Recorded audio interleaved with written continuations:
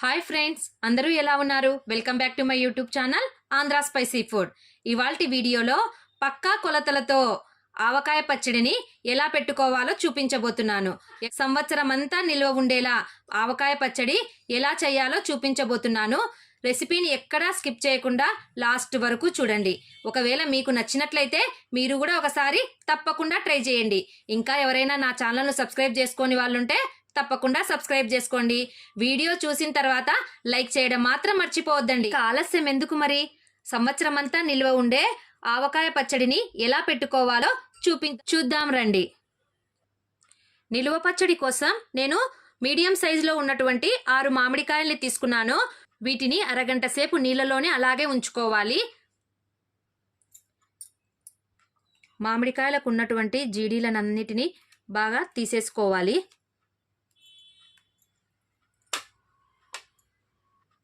జీడీని అంతటిని తీసేసిన తర్వాత మామిడికాయల్ని ఈ విధంగా ఒక క్లాత్ని తీసుకొని బాగా ఎక్కడా తడి లేకుండా బాగా శుభ్రంగా వీటిని తుడుచుకొని తడి లేకుండా ఉండేటట్లుగా పెట్టుకోవాలి.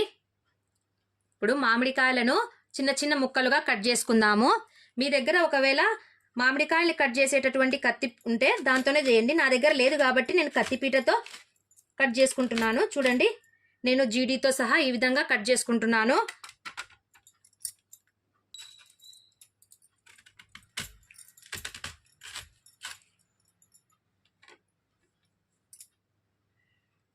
కట్ చేసుకున్నటువంటి మామిడికాయలకు మధ్యలో జీడి వచ్చింది కదా, దీన్ని పక్కకు తీసేసుకోవాలి.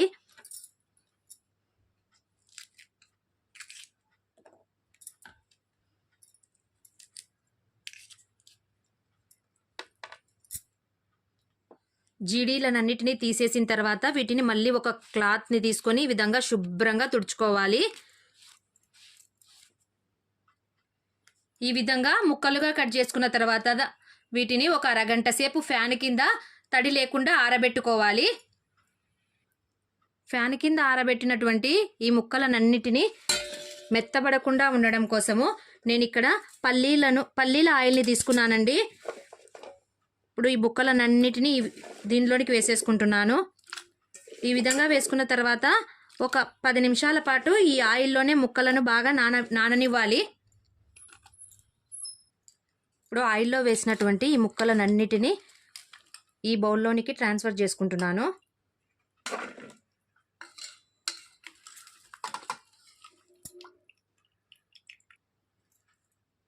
ఆయిల్లో ఎందుకు వేసాను అనుకుంటున్నారా?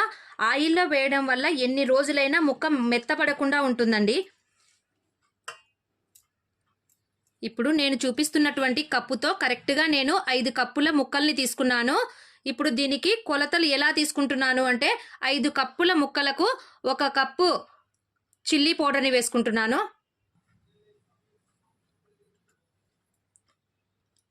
ముప్పావు కప్పు సాల్ట్ని వేసేసుకుంటున్నాను.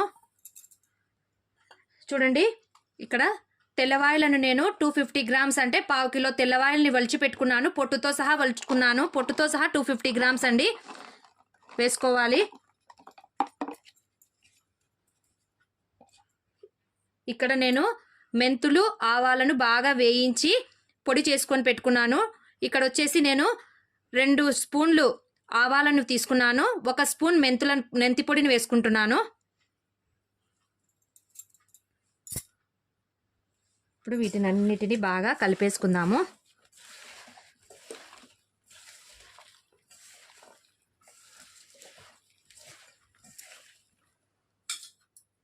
మసాలా ముక్కలకు పట్టడం కోసము ఇందులో కొద్దిగా నేను ఆయిల్ని యాడ్ చేసుకుంటున్నాను.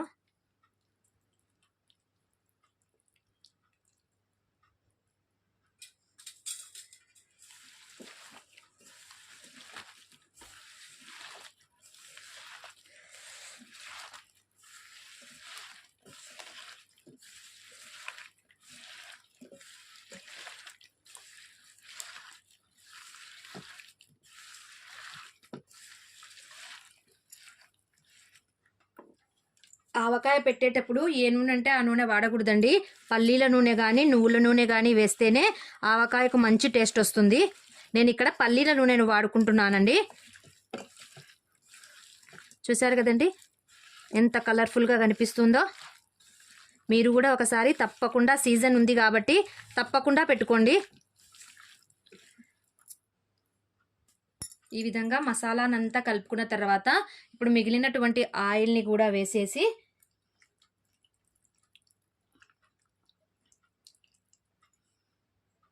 బాగా కలిపేసుకోవాలి. ఇక పచ్చడి రెడీ అయిపోయిందండి.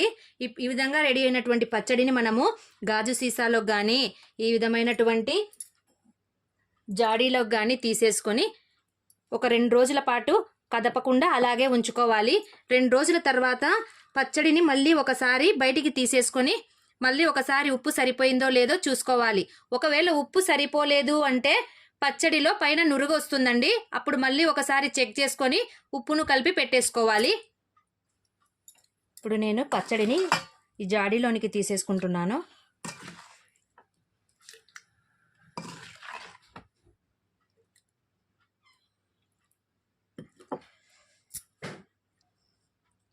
చూసారు కదండి, ఈ విధంగా నేను జాడీలోనికి తీసుకున్నాను.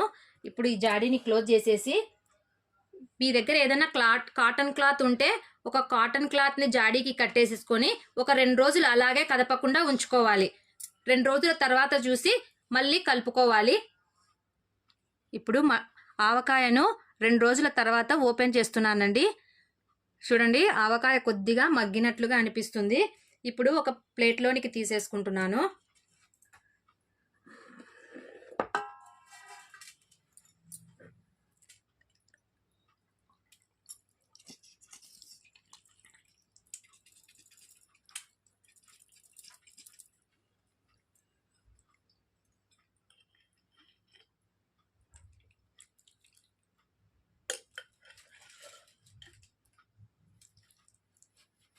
చూడండి, ఆవకాయ ఎంత చక్కగా వచ్చేసిందో. ముక్క కూడా ఎంత కలర్ఫుల్గా కనపడుతుందో చూడండి.